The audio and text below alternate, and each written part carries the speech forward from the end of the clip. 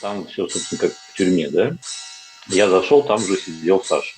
Ну, каких-то сигналов он мне не подавал, да, что вот там что-то с ним делают не так и так далее. Мгм. А просит книги, фантастику и исторические что-нибудь. Какие-то рваные рукава, у этой вот рубашки, или как это назвать, я даже не знаю. Ну, как врач мне говорит, не знаю, насколько он искренний был, заберите его отсюда. Заберите его отсюда.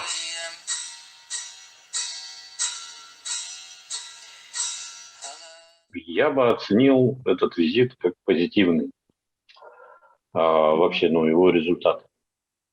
Сейчас расскажу. Конечно, там кто-то может начать говорить, что я там кого-то успокаиваю, убаюкиваю и так далее, да? А нет, речь не об этом. У нас были, как говорится, мы обсуждали вопросы ну, такие с врачом относительно того, как нам как можно сказать, больше максимально обезопасить Александра, да, чтобы он вот этот вот удар все-таки был минимизирован. Сейчас расскажу, что для этого делалось. Ну, в целом как? Ну, продлилась вся эта мой весь этот визит, там, включая вообще все эти нахождения в каких-то таких отстойниках, прохождение 6 там или скольки дверей железных. Там все, собственно, как в тюрьме, да? Все это Мгм. длилось где-то часа полтора в общей сложности, там ближе, наверное, час 40, скорее всего. Первым делом мы встретились с Александром. Ну, опишу, как это все, да. Большая территория очень, Мгм. огромные заборы вот эти вот пятиметровые, внутри даже, там как-то внутри по территории все это еще разгорожено. У них какие-то котельные и гаражи тоже за каким-то огромным забором, там сверху колючка, какие-то трубы металлические еще пропущены, полутрубы такие, полукругом. Ну, все довольно серьезно. На входе все тоже, вся такая же система пропусков, как в СИЗО, например, да. То есть, ну, поскольку, понятно, охраняет ФСИН вот эту больницу.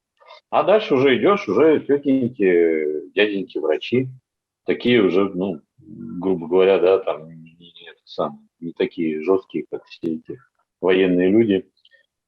Встречал меня подполковник какой-то, все проводил к врачу. Довольно большая территория, по ней мы прошли, все это в лесу. Там кругом какой-то смешанный лес такой, сосны и все остальное. И лиственные всякие породы. Значит, дальше здание отдельное какое-то. Я уж не знаю, что там за назначение, но в этом здании есть комната для свиданий. Где-то квадратов, наверное, так 25, наверное, побольше, даже может 30. Высокие потолки. Я зашел, там же сидел Саша. Значит, на нем какая-то была куртка рядом, ну, висела на стуле, какая-то такая плотная, ватная, да, какая-то стеганая такая, ну, нормального более-менее вида. Видимо, там выдают. Поскольку ему начали уже позволять прогулки по 30 минут в день, он гуляет. А так на нем была одета какая-то типа такая байковая, какой-то что-то типа такой рубашки, ну, рваненькое достаточно все. И штаны такие же, какие-то клетчатые, серенькие. То есть не какая-то, не роба прямо, да, вот это вот, как мы Мгм. привыкли, да, но вот тем не менее, вот что-то такое, но явно не очень хорошая вся эта одежда. Ну, все, собственно, что, приступили к разговору. М, Как я уже у себя писал, в общем, примерно каким он был, да, конец уже июля, когда вот все-таки ему убавили эти препараты, да, и сентябрь, начало сентября, ну, сколько мы могли видеть его там в СИЗО и на видеоконференц-связи, на трансляции в суде, поскольку он из СИЗО выходил в суд, примерно в таком же состоянии он. То есть, как я говорил, нет какой-то гиперактивности подозрительной в нем, но и заторможенности нет. Я его подробно расспросил о том, как он себя чувствует, по состоянию, вот есть ли головокружение, вот эти вот признаки, симптомы, которые у него были вот летом, да, так скажем, весной и летом. Он сказал, что все нормально, нормально себя ощущает. Ну, потестировал его, у меня было 6 документов различных. О них я потом буду уже рассказывать, совсем потом, когда они запустятся у нас в работу, пойдут. Он их подписал четко, своей подписью, фамилию, имя, отчество написал, и сам, самое главное, поставил даты. То есть он ориентируется во времени, да, то есть как-то, ну, слава богу, более-менее. Ну, я говорю, что, в принципе, вот каким он был в сентябре, да, в первых числах, так и есть по внешнему виду, поведению. На лысо его подстригли, Совсем уже мало, там да? волосы отрастают, да. Как он ехал, я расписал. 1,5-2 дня ушло на дорогу до Иркутска. Столыпин этот поезд. Потом дальше он там находился 6 дней в СИЗО Иркутска. Из них 5 дней в одиночке. Дальше поехал в Новосибирск. В Новосибирске 5 дней в СИЗО. И потом только в больницу. До Новосибирска тоже дня 1,5, говорит, ехать. Ну, так, побыстрее.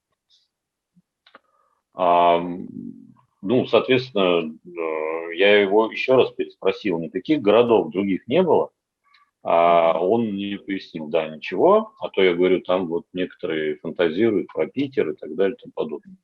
Не надо вот этих всех фантазий, хватит хайпа на этом деле, хватит сборов непонятно на что, которые ведутся на этих каналах, где вот эту всю чушь рассказывают. Я прямо жестко настаиваю на этом, прекратите вот это все. А вот как он похудел или как вот физически, ну вот общее вот Ну, его примерно внешне, так да? же. Вот я говорю, вот и внешне так маску Мгм. приснял, потом, ну вот примерно то, что было в сентябре. Я расспросил, понятно, тут рядом сидит санитар и охранник синовский. Расспросил, есть ли претензии какие-то по питанию, по обращению, еще что-то. Сказал, что ничего нет. Мгм. Вот. Ну, так вроде бы на них не поглядывал. Они тоже какие-то достаточно отрешенного вида были, такие там, сами в себе где-то загруженные сидели. Сложно сказать, что Мгм. там, как. Ну, камеры на нас смотрели, Мгм. что там дальше, как все это дело происходило, хрен знает, куда это все там Ага. пошло. А он в камере одиночной содержится или с кем-то там? Сейчас он пока на карантине, он один. У него Мгм. карантин заканчивается где-то через 3-4 дня. И, Мгм. соответственно, уже будут переводить в камеру какую-то общую, там, где 3-4 человека. Я Мгм. с врачом разговаривал, я ему сказал, ребят, это непростой пациент, за ним следит общественное мнение, следят СМИ, Мгм. его делом занимаются международные организации авторитетные. Я им Мгм. рассказал про Amnesty International, которая его признала узником совести. Просил, чтобы все-таки каким-то образом нашли возможность с лицами, которые совершали насильственные преступления, еще что-то такое, да, все-таки его не помещать. Там Мгм. разные статьи есть у людей, есть полегче, да, вот надо смотреть. Мгм. Ну, врач довольно доброжелательный такой, впечатление доброжелательного произвел. Мгм. Как мне показалось, и с Александром он так разговаривает довольно тоже мягко и так далее. Но интересно, когда пришел к нам врач, мы общались сначала с ним, потом уже пришел врач, чтобы уже общий вопрос обсуждать. Он Мгм. разговаривал стоя, но, правда, стула там не было никакого. Ну и навис так над ним стоя, да, вот прямо над ним головой вот так и смотрел на него. Ну, наверное, какой-то элемент давления в этом есть. Но, Мгм. опять же, не было стула. Стула было всего лишь 2, и еще было 2 под этими двумя. Под санитаром Ага. и... Получается, вы с Сашей сидели вот рядышком, да, или напротив друг Да, друга? прямо вот я, вот он. Так вот, перпендикулярно. Вот на углу стола, да. Прямо совсем рядом. Мы могли довольно там тихо пообщаться и так далее. Все документы, все, что там мы запланировали, подписали, он подтвердил дальнейшее прохождение по инстанциям. Мгм. Он ориентируется в деле, то есть я ему напомнил, он Мгм. уточнил у меня лишь, что не окончательное ли у нас вот это вот было решение в Якутском Верховном суде вот 23 сентября. Я ему пояснил еще раз, что сейчас у нас следующая инстанция – это Кассационный суд, 9-й Кассационный суд общей юрисдикции. Ольга Михайловна, кстати, по этой процедуре уже звонила врачу. Там есть некие нюансы, потому что больница в Минздраве, и там нет видеоконференц-связи судебной. Соответственно, нам, точнее не нам, ну, сейчас будем думать, как это все там, когда суд зарегистрирует дело вот во Владивостоке. Не исключено, что точнее Владик поедет в Новосибирск. Ну, то есть судьи могут поехать из Владивостока в Новосибирск. И с Сашей говорили момент, чтобы он обязательно, когда у него будет уведомление о суде, заявление дал, что он хочет в нем участвовать, а дальше уже будем разбираться с судом. В общем, в эту больницу довольно часто выезжают на выездные заседания, даже из Таджикистана судьи приезжают. Поэтому будут как-то, я думаю, разберутся. По препарату. Вот тот препарат, который есть, мы сегодня подписали у Александра еще раз дополнительно к тому, что было, новые согласия на то, чтобы нам с Ольгой Михайловной давали информацию по препаратам, которые назначают. Препарат тот же самый, такая же форма ввода используется вот через инъекции продленного действия на 2 недели. Сначала врач меня заверил, что тот же самый препарат, он сказал, что мы посмотрели медицинские документы из ЕРПНД, из Якутска, которые передали, не видим оснований назначать ему более жесткую терапию. Я уточнил у Саши, как ему дают. Он подтвердил то, что врач говорит. И Саша при этом был один. Ну, то есть, в смысле, врача рядом не было. Врач приходил, уходил, короче, вот в тот момент его не было.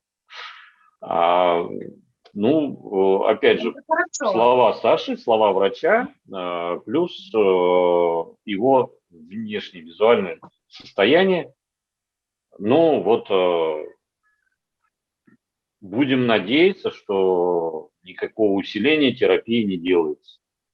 Есть, конечно, много будет сейчас версий, что да, наверняка там специально к моему визиту его подготовили.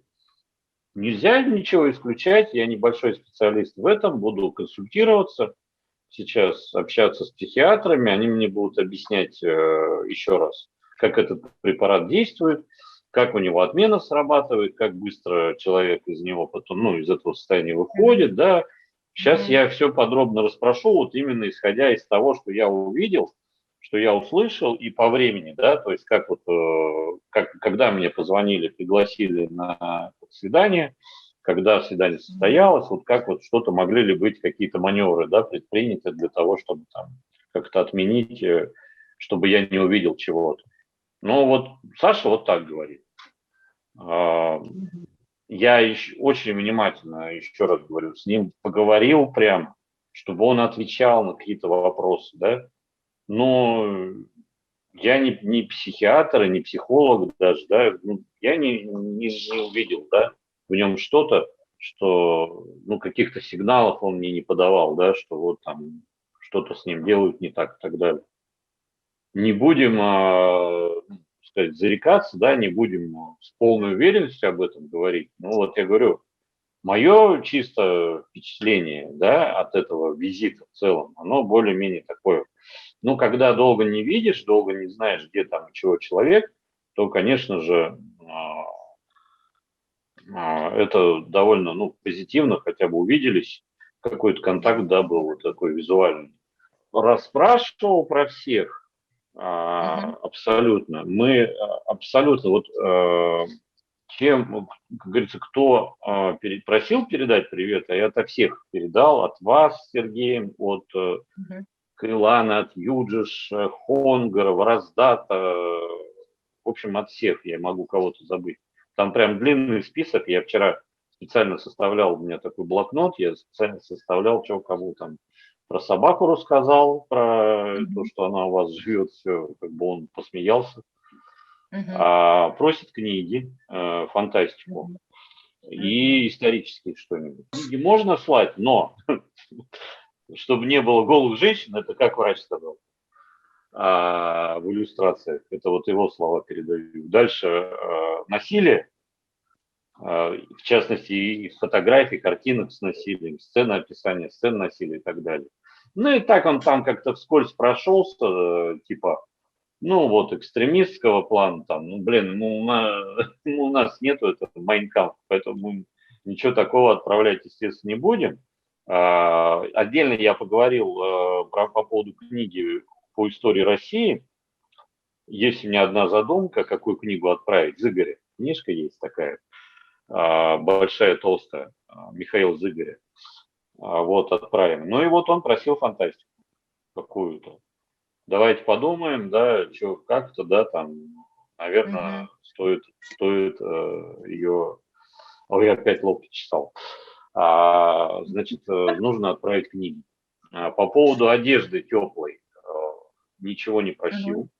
Он знает, ну, разговор у него был с Кайланой по поводу того, что нужно теплую одежду прислать. Он знает, что одежда в пути, все. Значит, про посылки я ему рассказал, что посылки раз в неделю, по вторникам. Завтра, говорю, жди 2 посылки. Это будет моя посылка и посылка от Марины Куимовой. Они там небольшим интервалом отправлены, но вот обе сейчас его там дожидаются на почте. Завтра больница заберет и ему все доставят. По предметам гигиены, там бритвы всякие и прочие ему дают. Это все есть.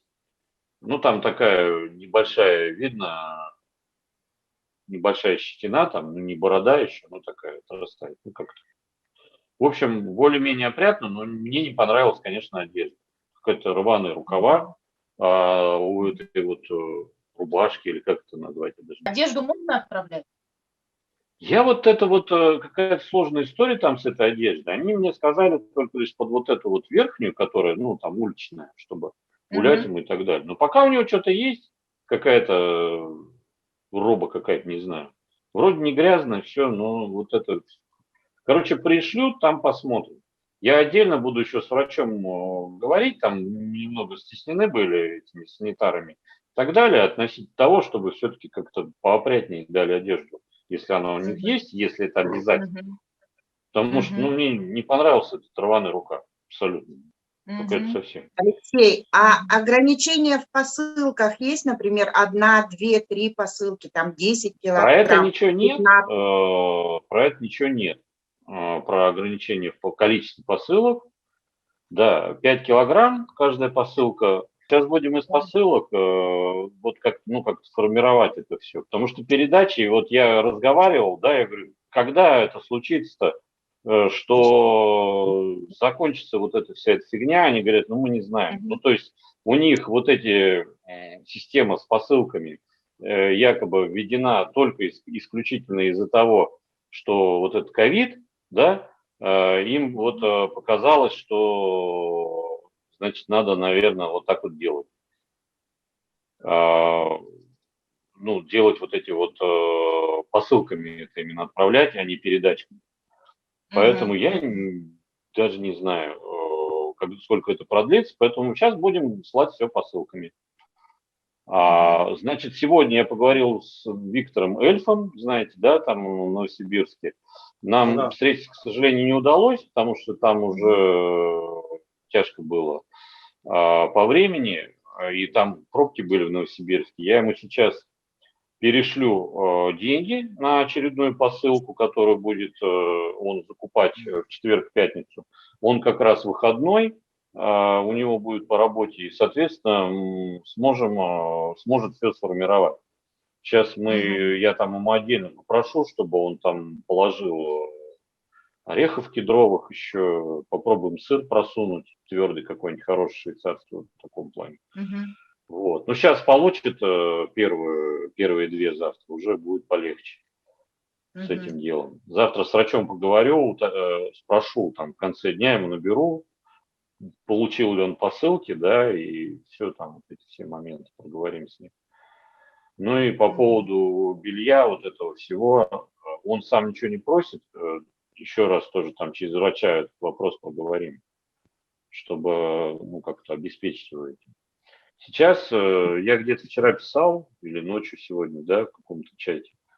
Сейчас важно создать ему бытовые условия более-менее, да, чтобы хоть какое-то там питание, ну, добавок к тому, что он там получает, да, он получал какое-то разнообразие.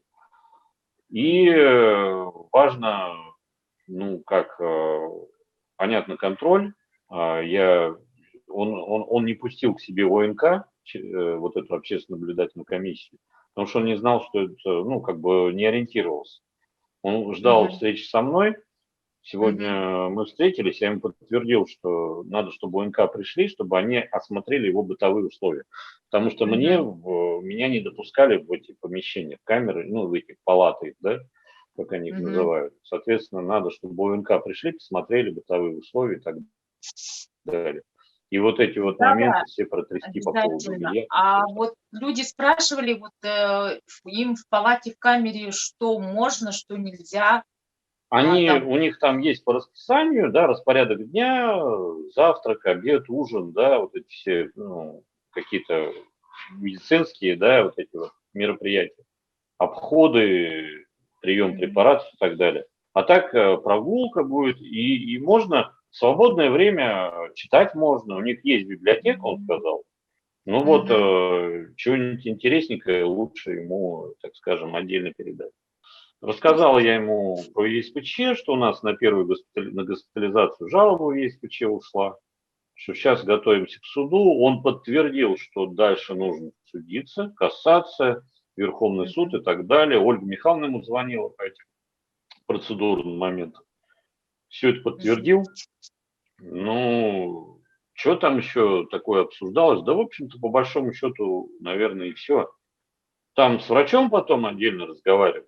Значит, ну вот расскажу эту историю.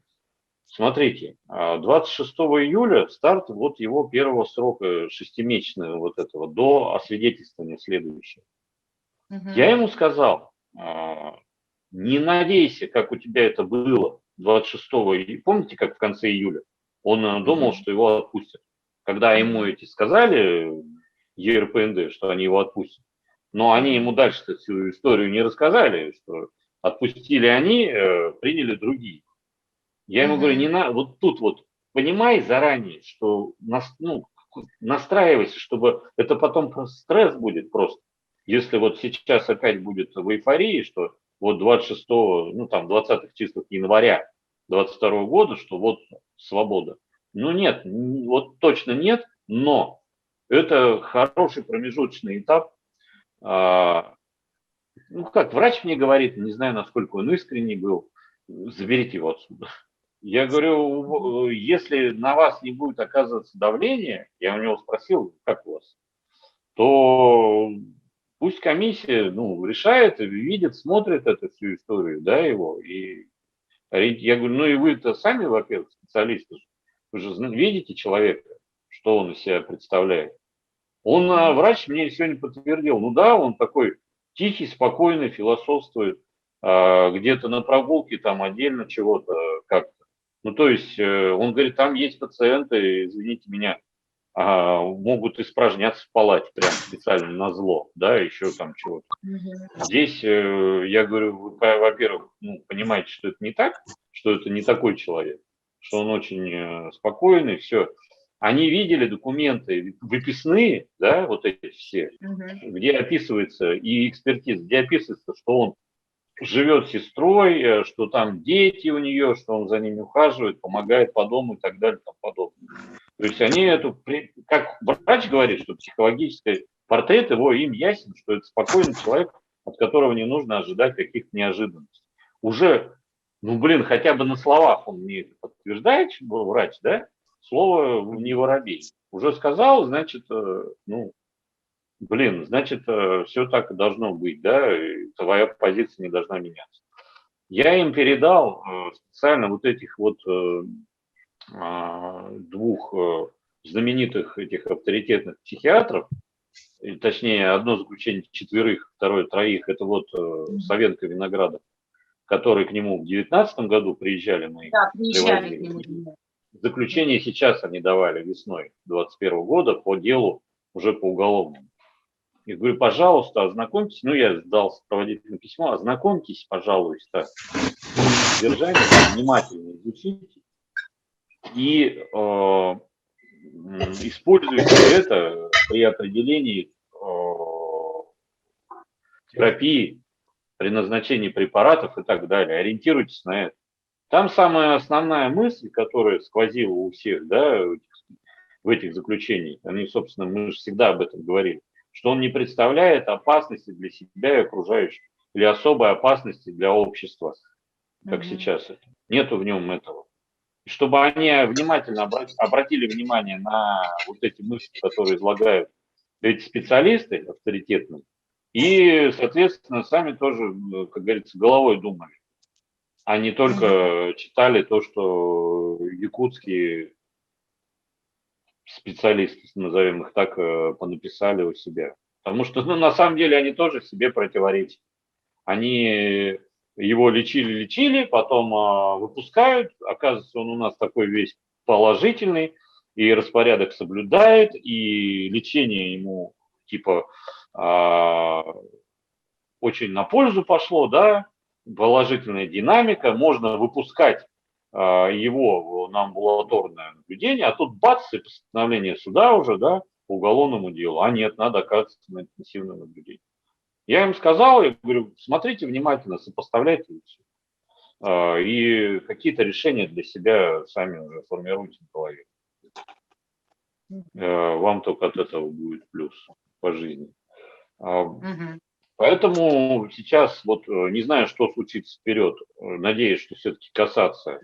Следующий рубеж у нас это либо кассация, либо комиссия в январе. И, соответственно, суд. Там это дальше, после вот этой комиссии, будет судебное заседание, которое будет рассматривать вот этот вопрос относительно того, продлевать или нет интенсив, либо переводить просто в специализированную организацию без интенсивного наблюдения, либо еще что-то. И надеяться я бы не стал на то, что вот прям возьмут и сразу освободят. Я не буду такие надежды, потому что это все до него в итоге доносится. Я ему это объяснил, говорю, не надо пустых надежд, чтобы не расстраиваться потом, чтобы не было вот этого стресса потом какого-то, да. Как это было, кстати говоря, в июле. Совершенно неправильно его настроили в диспансере в этом якутском. Могли бы и, грубо говоря, и ну как-то все-таки подъяснить, да. Он не юрист, поэтому нюансов не знает. Они его там, ну все, мы тебя выписываем. Вот, поэтому следующие вот такие у нас этапы будут. Что будет вперед, посмотрим. Чего еще мы обсуждали? Обсуждали, чтобы вокруг больницы не было истерики. Мне показали, какие-то там были письма, какой-то, я не помню кто, называет она себя профессором чего-то.